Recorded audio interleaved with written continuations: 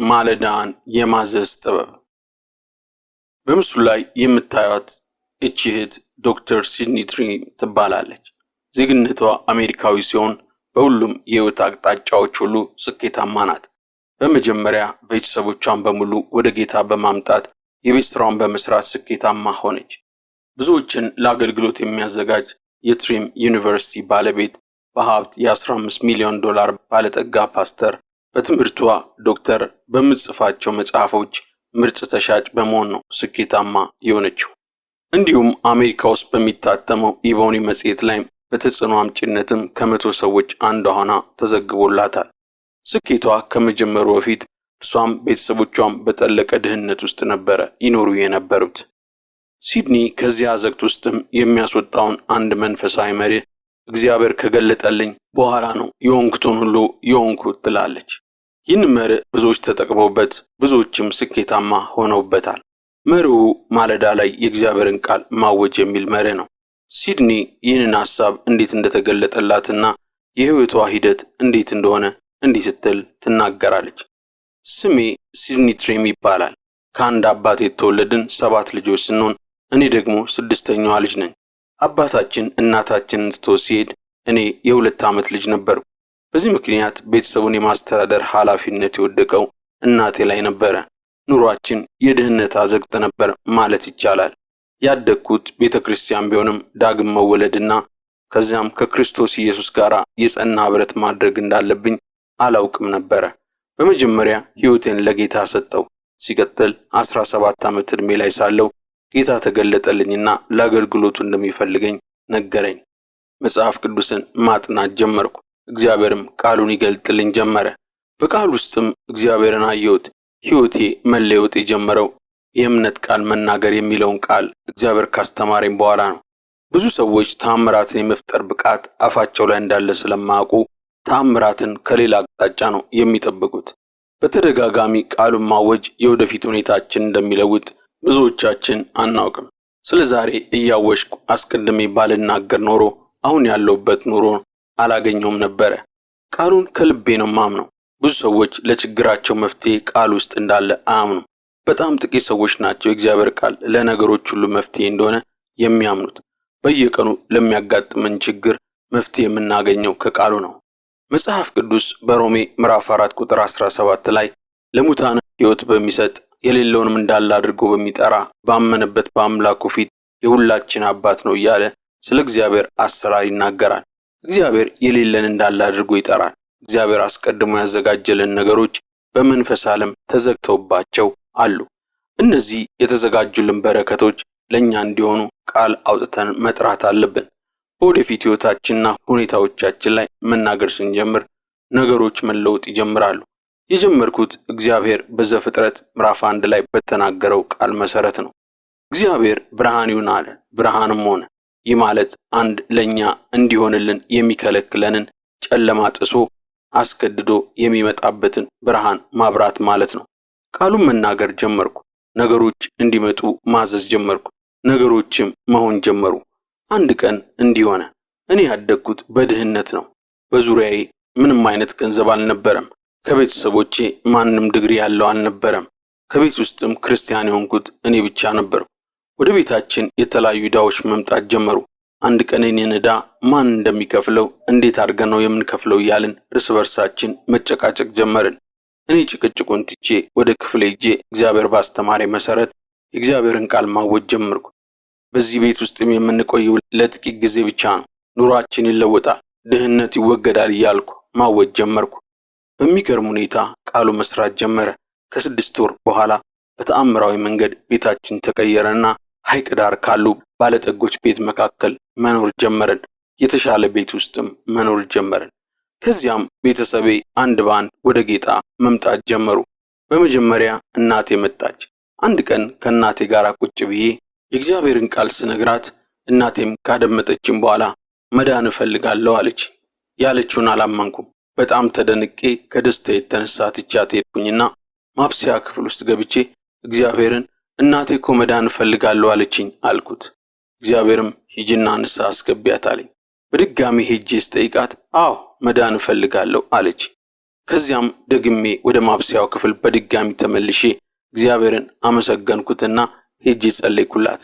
ዛሬ ሁሉም የቤተሰባችን አባሎች ጌታን የሚያምኑ ክርስቲያኖች ናቸው። ከሰማይ ለስራችሁ፣ ለህይወታችሁ፣ ለቤተሰባችሁ ስኬትን ማውረድ ትችላላችሁ።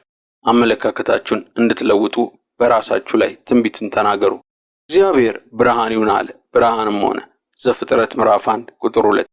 የትኛው ጨለማ እየጎዳችሁ እንደሆነ አታውቁም። የቃሉ ብርሃን የእግዚአብሔርን መንፈስ፣ የእግዚአብሔርን መገኘትና የእግዚአብሔርን መልእክትና መገለጥ የያዘ ነው። ብዙ ጊዜ በጨለማ ኑሮ ውስጥም ስለኖርን ያለ ህይወታችን እንደተወሰነልን አድርገን ነው የምናስበው።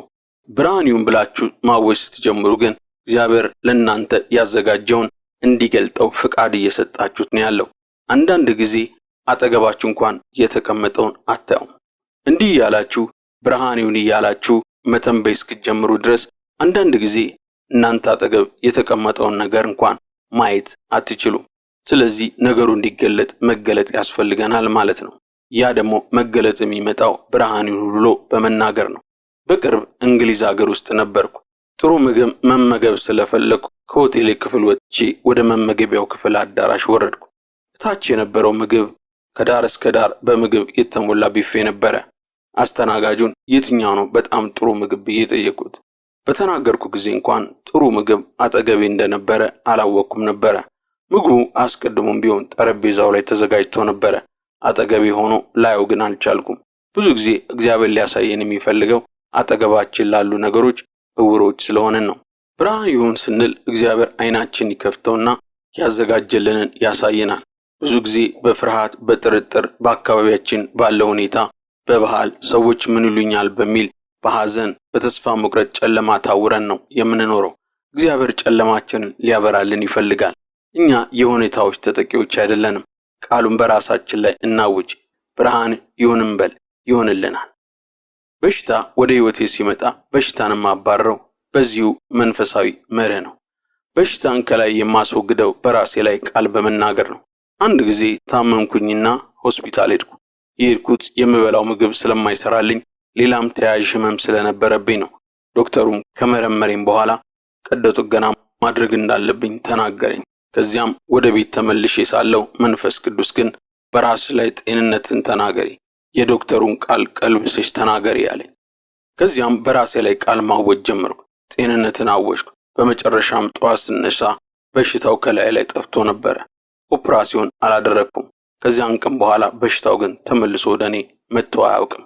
አንዳንድ ሰዎች የሽንፈት ንግግር ሲናገሩ የመንፈሱ ዓለም ለንግግራቸው መልስ እንደሚሰጥ አያውቁም። ሰዎች ሊያመኝ ነው፣ አሬ ነገር እንዳያመኝ የሚሉ ንግግሮችን ሲናገሩ በራሳቸው ህይወት ላይ ቃል እየተናገሩ እንደሆነ አያስተውሉም። ነገር ግን በጤንነታችን ላይም ቢሆን ይህንኑ መርህ በማወጅ የትንቢትን ቃል በመናገር ጤንነትን በመናገር ፈውስን ማምጣት እንችላለን። በዚሁ እግዚአብሔር ለኔ ባስተማረኝ መርህ መሰረት ለጓደኛዬ የሆነላት ነገር። አንድ ጓደኛ ነበረች። አንድ ቀን በብዙ የሽንፈት ሐሳብና ሁኔታ ሆና ወደኔ መጣች። እኔም ነገሯን ከሰማሁ በኋላ ለመሆኑ በማለዳሽ ላይ የእግዚአብሔርን ቃል ታውጃለሽ አልኳት። ከዚህ ነገር መውጣት ከፈለግሽ በማለዳሽ ላይ ቃል መናገር አለብሽ። ንግግርሽን ከሽንፈት ቃል ወደ ድል ቃል መለወጥ አለብሽ። ንግግርሽን ከለወጥሽ የምትኖሪውን ህይወት መለወጥ ትችያለሽ። ቃሉ የእግዚአብሔር ህልውናና ኃይል አለው። ትንቢታዊ ውጤት አለው። የምትናገሪውን ቃልሽን የትኛው መልካም ምድር ርቀት አይወስነውም። እንዴት ቃሉን እንደምታወጅ አልኳትና እንዴት ቃሉን እንደምታወጅ አሰለጠንኳት። ከ6 ወርም በኋላ ተመልሳ ስትመጣ ሁሉም ነገር ተለውጦ ነው የመጣችው። በህይወቷ ተለውጣ እንዲሁም በገንዘብ አቅጣጫ ስኬታማ ሆና ነው የመጣችው። ይህ ሆኖ ትንሽ ቃል በመናገር ብቻ ነው። ይህ ሆኖ በህይወቷ ላይ የድልን ቃል በማወጅ ነው። እቺ እህቴ አሁን ላይ በዚህ ለውጧ እግዚአብሔርን እያመሰገነች ነው ያለችው። ይህ መንፈሳዊ መርህ ለአንዲት እናት የሰራላት ተአምራት።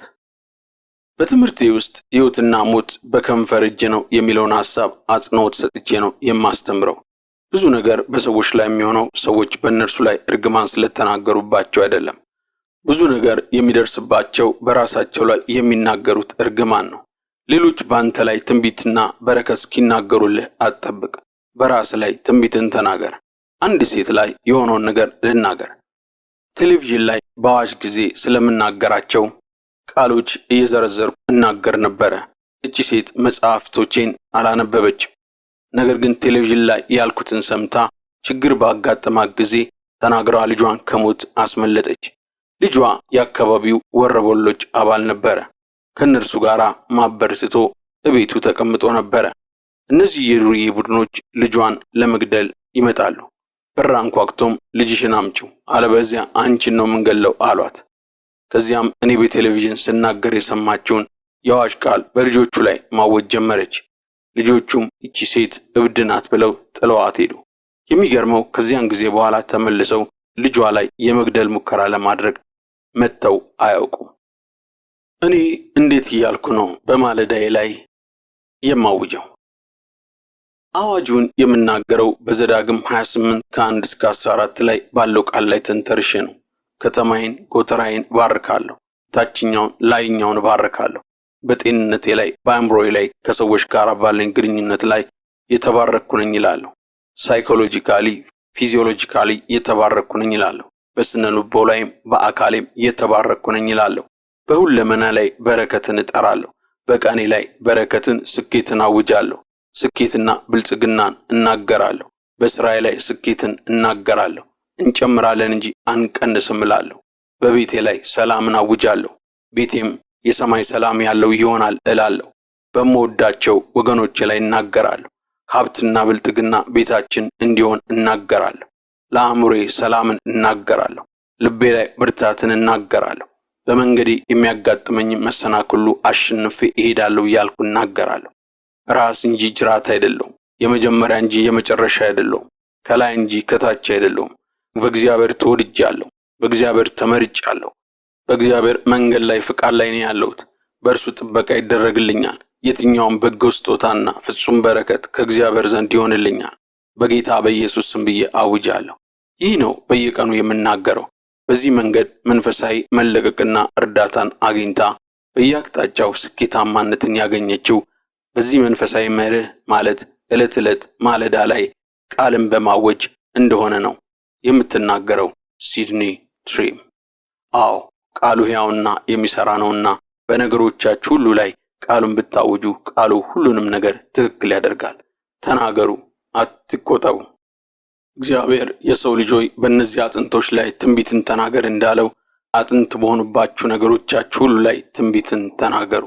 ደሞም ሐዋርያው ጳውሎስ አመንኩ ስለዚህም ተናገርኩ ብሎ እንዳለው አምናችሁ ተናገሩ፣ ነገሮች መሆን ይጀምራሉ። ደግሞም ደካማ በአፉ ብርቱ ነኝ ይበል ተብሎም እንደተጻፈው እንደዚህ ቃል መሰረትም በዙሪያችሁ የሚያደክሙ የሚመስሉ ነገሮችን ብታይ እንኳን ከነዛ ባሻገር የምትሆኑትን ብርታት ያሰባችሁ ትንቢትን ተናገሩ በማለት ይህንን ሐሳብ በማከል ለዛሬ ያዘጋጀንላችሁን እዚህ ላይ እናበቃለን። ያዘጋጀላችሁ ትሪኒቲ ቲዩብ ነው። ከወደዳችሁት ላይክ አድርጉልን። ይህንን ስትሰሙ በልባችሁ የቀረላችሁ ነገር ካለ ሐሳባችሁን ብታካፍሉን ሌሎች ይማሩበታልና ደስ ይለናል። እግዚአብሔር ይባርካችሁ። የቻናላችን ቤተሰቦች ካልሆናችሁ ሰብስክራይብ ሚሊዮን መጫን እንዳትረሱ። እግዚአብሔር በነገር ሁሉ ይባርካችሁ። ይህ መርህ ከሕይወታችሁ ጋር ይጣበቅ። የሆነ ነገር ሰምታችሁ በአንድ ጆሮ ሰምታችሁ በሌላ ጆሮ ማፍሰስ በኢየሱስ ክርስቶስ ስም አይሆንባችሁ። ይህ ቃል በሕይወታችሁ ፍሬያማ ይሁን በጌታ በኢየሱስ ክርስቶስ ስም አሜን።